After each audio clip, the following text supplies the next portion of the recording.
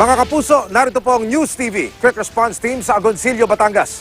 7 hinihinalang miyembro ng Baklas Bubong Robbery Group ang napatay rito kaninang madaling araw matapos pong makaengkwentro umano ang mga pulis.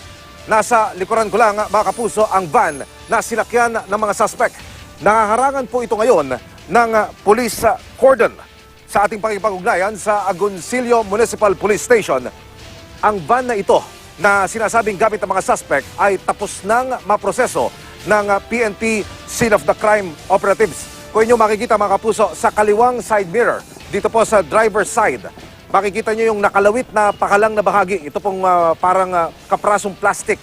Yan po ang LED light na nahulog mula sa side mirror kung saan siya orihinal na nakakabit. Ito po ay significant sa investigasyon dahil sinasabi ng Agoncillo Municipal Police Station na yan ang naging marka nila. Yung LED bulb na yan na nakakabit sa magkabilang side mirror ang siyang tumatak sa mga pulis di umano na nagmaman doon sa checkpoint na nilagpasan nitong passenger van na ito.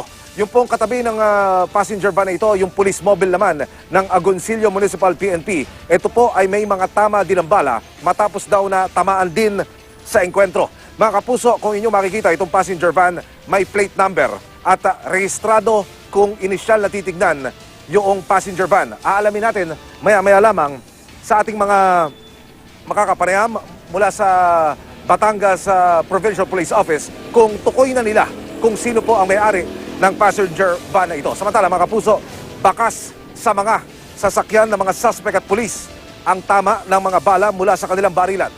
Batay sa investigasyon, lumagpas at nambangga pa ng signage ang mga suspect sa election checkpoint sa bayan po ng Laurel. Naharang sila rito sa Agoncillo nang lagpasan din ang checkpoint dito.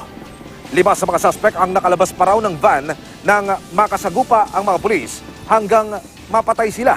Inaalam pa ang pagkakakilanlan ng 7. Nabawi mula sa mga suspect ang ilang baril, guwantes, bonnet, cutter at grinder na hinihinalang gamit nila sa panloloob. Sangkot umano ang Baklas Bubong Robbery Group sa ilang pagnanakaw sa Batangas. Sila po ang pinaghihinalaang nanloob kamakailan sa isang feed mills sa bayan po ng Agoncillo.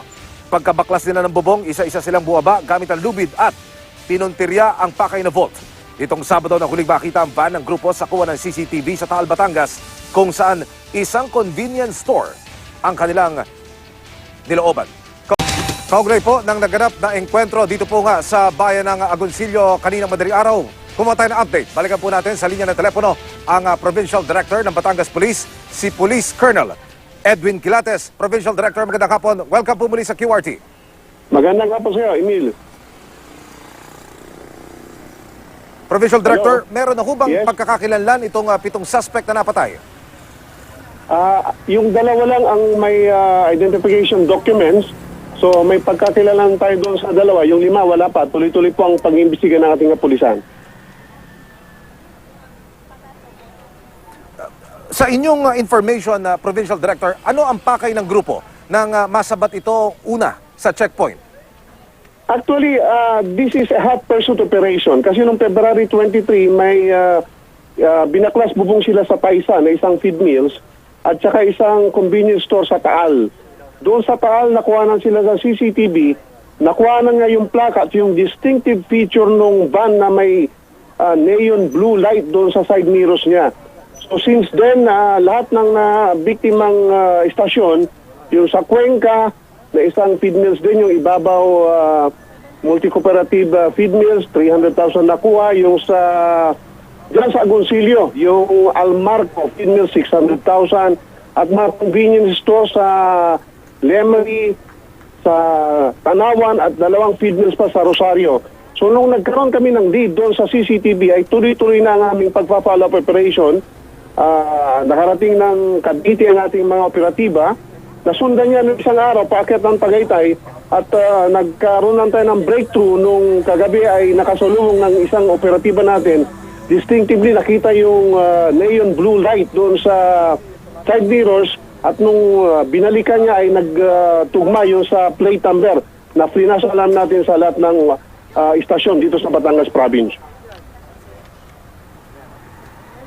Colonel Quilates, mga taga saang lugar po itong mga suspect? Doon sa isang dokumento ay lumalabas na taga Baguio. Tapos sa physical features ay mga taga Northern Upland itong ating mga suspects. May kaugnayan po ba, Colonel Quilates, ang grupo na ito, itong Baklas Bubong na kung inyong tawagin, dito sa Termite Gang? Dahil puro taga-norte rin po ito. Yun ang tinitingnan pa natin kasi yung background investigation natin doon sa hinihinalang sipaw sila sa Batangas ay nangokontrata din sila ng mga repropping sa kalsada.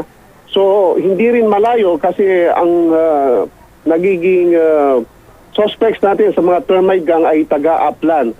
So nung nakita nga ng ating kapulisan yung distinctive features ng sasakyan na yan ay nagpa-flash alarm tayo. Inactivate natin yung Iron Curtain o Dragnet Operation na kung saan nag-set up yung Laurel police station na sinagasaan ng van na yan kasi nakaporma na, identified na nung police natin na yan yung target natin. Hanggang nagkaabulan, umabot ng dyan sa Barangay Banyaga, Agoncillo, Batangas at around 4:45 a.m. kanina. Doon na nagkapalitan ng putok ng ating operatiba at itong 7 suspects natin. Colonel Quilates, may conduction sticker, may plate number, may LTO sticker po itong passenger van na gamit ng mga suspect. Tukoy niya na po ba sa investigasyon kung kanino po ang passenger van na ito? Tukoy na po namin kung sino may-ari niyan. Nagkakaroon lang kami ng validation kung talagang alam niya, nabenta niya, or mayroon siyang connection doon sa grupo. For further investigation pa yan, so hindi kami makapagbigay ng comment tungkol sa background ng may-ari ng van. Lubos po namin naunawaan yan. Colonel Quilates, saan po nakabase ang operasyon itong Baklas Bubong Robbery Group na ito? Ayon sa pananaliksik namin ay since 2017 umiikot na yan dito sa Batangas, Laguna and Cavite. Pero itong serye ng sunod-sunod dito sa Batangas ay naalarma nga ang buong tropa. Actually, kanina 7 police stations ang nag-operate na, nagtulong-tulong. Lahat ng station na may nabiktimang establishmento ay nagtulong-tulong kanina para masakote yung Baklas Bubong Robbery Group na yan. Sa inyong tala, Colonel Quilates, kahit estimate lamang, nakakailang kaso na kaya ng pagnanakaw sa buong Batangas at mga karatig na probinsya itong Baklas Bubong Robbery Group na ito, hindi sir? bababa ng 10 ang incidenting involve yung Baklas Bubong Robbery Group na yan. At more or less, around 3 million na ang pesos na ang nakulimbat ng robbery group na yan. Yung pinagbebentahan o pinagdadalhan ho ng grupo ng kanilang mga nananakaw, meron na hubang ideya ang pulisya ukol rito? No, actually, ang tinipunte rin nila ay ang pera. Kasi pagklas bubong nila, ikakater yung bubong, bababa sa lubid. Ang tinitingnahanap nila ay bolt. Binabaklas nila yung tinutungkab yung bolt. Puro pera ang target ng mga yan. Although may mga doon sa M-Mart noong February 23 sa Taal, yes, may mga computer gadgets na nakuha. Pero principally, pera ang target, cash ang target ng grupong yan. May ibang kasamaan pa po ba, Colonel Quilates, na hinakabol ang pulisya na kamiyembro rin ho ng grupo na ito? Yun ang tinitingnan namin dahil doon sa CCTV, doon sa Taal na nakuha natin, ay parang mayroong isang sasakyan pa na kabuntot kay involved. Tuloy ang follow-up operation natin sa ibang probinsya. Kasi natutumbok natin, kasi yung mga tumatawag na cellphone kanina pa, after the operation, may mga tumatawag pa, so pinaplat namin, nilolocate namin, may isa kaming tinusundan sa ibang probinsya. Sa panig po ng pulisya, Colonel Quilates, meron ho bang gumugulong ding pagsisiyasat patungkol naman dito sa mga unit o yung team na nakaengkwentro ng mga miyembro ng Baklas Bubong Robbery Group? This is an armed encounter, so moto proprio, may gugulong din na automatic na investigasyon about the police operation that was conducted this early morning. maiksing paalala, Colonel Quilates, sa ating mga kababayan para makaiwas dito sa robbery, akyat bahay at mga kalintulad pong kaso. Makipagtulungan po sa ating kapulisan kung may kahina-hinala, lalo sa 10 oras ng gabi, ng mga sasakyan, ng mga taong umiikot. Actually, kanina, Emil, mayroon tayong 3 witnesses na nagturo dyan doon sa mga na-identify nila na nakilala nila nung nasa vicinity ng mga establishmentong ninakawan nila.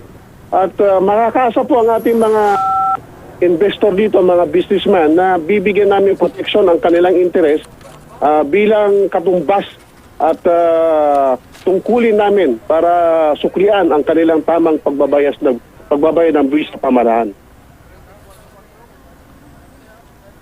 Mga kapuso, ang Provincial Director ng Batangas Police, si Police Colonel Edwin Quilates. Colonel Quilates, maraming salamat. Magandang hapon po. Walang anuman, maraming salamat din, Emil.